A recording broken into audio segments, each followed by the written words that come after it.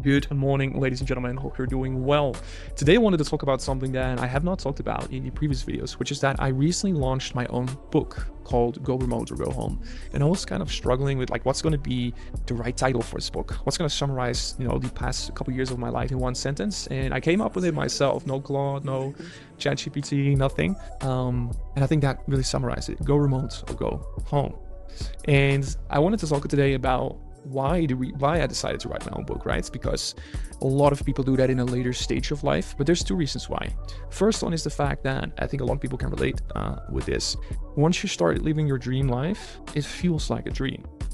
It doesn't actually feel like reality all the time. And when I started writing the book, it was just for me to remember what happened, recognize what happened, recognize how special my life has turned out to be, and which I also of course worked very hard for. So it was just for me okay, I'm actually living this life, I'm not in a dream. This is reality. This has happened. Because sometimes when things this, it's a really good thing, but when things are so good, when it's so dreamy, you almost don't feel like it's real. And that's why I started writing the book. And the second reason why I started writing the book is because I have drawn a lot of inspiration from creators, writers, people on YouTube, traveling, and I hope to give back in that way, in the position where I'm at right now. Somebody's maybe watching these videos, someone that watched my book, inspiring people through words is, I think, the most powerful way there is. I mean, yes, you got YouTube videos, yes, you got movies, great source of inspiration. But in this book, I kind of take you through the story, and not just the glory, not the luxury, the business going well, but more about the pain and the disappointments and the loneliness I experienced trying to build the life I always wanted to. So definitely recommend you checking that out. I'll put the link in the description. And there's a couple, one of my favorite quotes that I added in the end of the book that I hope can help you in some way. One of the first ones is one from Napoleon Hill, which is a writer a lot of people know. And it's a quote that I don't come across on a regular basis, but it is: one of the main weaknesses of mankind is the average man's familiarity with the word impossible. We are so connected with that. No, that's impossible. No, that's crazy. No, that's way out of reach. No, you can't become an astronaut. No, being a lawyer is too difficult. Starting your own business is too much of a risk. And that was one of the first books I started reading when I got into personal development, etc., in that type of genre of books. And I was like, wow, one of the main weaknesses of mankind is the average man's familiarity with the word impossible. It's in the way it's written, it's so elegant, but it also comes to a point, it really explains well, a lot of people are familiar with what if it goes wrong, the what ifs, right? The risks. Risks always have consequences, yes, for good or bad, but the thing is, if you look at failure and taking risks as a lesson, right? If you see it as I'm not religious, but if you see it as a blessing from God, then it's different. You can't fail because failure is a blessing, right? Because taking risks and it not turning out the way you want is a lesson you learn from, you get better from it. So what I would advise you is to get rid of the word impossible. And then something else that pops into my mind. I'm from the Netherlands, and we have a very famous saying there: eerst zien dan geloven, which is basically see first, then I'll believe it. And I posted this thing on my Instagram story recently, was change that around. Believe it first and then see it.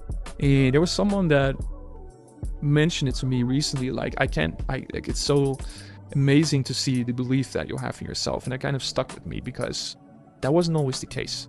But yes, I'm in a position right now where there's no limitation. If I want to become the president of Colombia, I can be. If I want to become an astronaut, I can be. If I want to run a business that does 100 million per month, I can do that. Right? So having faith and belief in something before you get evidence, before you get that proof, is the most powerful lesson I can give you. You don't always need the evidence that someone else has done it. You don't always need the evidence that it is working. Sometimes you just have to believe in what you want to do and desire it enough, and then it will happen. I cannot emphasize this enough. Believe in yourself and believe in your abilities and capabilities, even when things are not working, is what is going to get you to where you want to go. Another one, which is one I really, really, really like. There is nothing noble in being superior to your fellow men. True nobility is being superior to your former self. From Ernest Hemingway. A great quote, which is about fuck trying to prove everything to someone else, right? It's not about proving yourself or becoming superior to someone else. It's about constantly proving yourself to yourself, right? Challenging yourself, becoming better than you were last year or even yesterday. It's such a great quote because I think that's also an underlying motive for a lot of people, is to prove and show off to other people. But that is never going to get you what you want. If you are here on this earth to challenge yourself, right? And as it says, true nobility is being superior to your former self. So if you're constantly changing, if you're constantly improving and you're open for that, that is what's going to get you to, superior is not the right word, but it's going to get you to new levels. Another quote I really like: when setting out on a journey, do not seek advice from those who've never left home. It's a really great one as well. If you want to start something new, if you want to start a business, if you want to go traveling, don't listen to your family. Don't listen to your friends. No, don't. Just don't. People that have never been in your shoes cannot tell you what to do, right? You're going to put on shoes, to make this a figure of speech, you're going to put on shoes that they've never worn before. So there you're going down a path that they've never traveled to. So how can you expect an opinion from someone who doesn't know what that's like, right? And I was thinking about this myself because I was at a great event here in Medellin a couple days ago, where it was about the impact of your family, like financially, like the beliefs they had and what that kind of did to you emotionally. Great question. And I kind of realized like how much I had to step back from everything that my parents had taught me about money, about risks, etc., my friends, to do this in order to create this life. Like sometimes the people that you love the most, they cannot give you advice on certain subjects, and they might do it to protect you and save you, and to protect you from potential harm or risks or negative experiences. But that doesn't mean you should listen to them, right? You should always listen to your own heart and initiative. One more quote: man cannot discover new oceans unless he has the courage to lose sight of the shore. If you want to do something in your life that's significant, if you want to achieve something that's, for most people, seems out of reach, you're gonna have to leave everything that's familiar for you. Everything.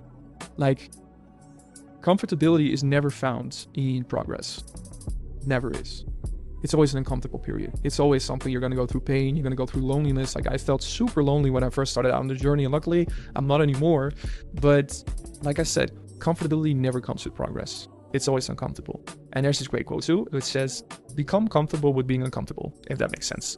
So if you're constantly like in a situation where things are uncomfortable and you're struggling, etc., but you kind of make peace with that, oh, there's no limit to you. It doesn't matter if you're a man or a woman, there's no limit to you. You can achieve literally everything. And I wrote this book in Colombia, to get back to my book. I wrote this book here, I finished it here. It took about 3 to 4 months. It's around 94 pages. And it's like, that's the last thing I want to say. It's like kind of close off this video. It's like the impact that Colombia has had also on my growth. And it's something else I want to say is like, choose your location wisely, because the person you are right now, maybe in the country where you're born or you originally grew up in, is not the person you necessarily are in a different country. Environments shape you as a person, and they give you room to change, right? If, for example, if you're in a country where you don't know anybody, you can become anyone, right? People don't know you. So I always like the thing I saw on Instagram once, like, do keep in mind, like, if you're unsatisfied with your life right now, it literally takes this to change everything around. Get on a plane, book a ticket, don't come back, and become the best version of yourself. Thank you so much for watching this video. I'll drop a link to my book in the description, and see you in the next one.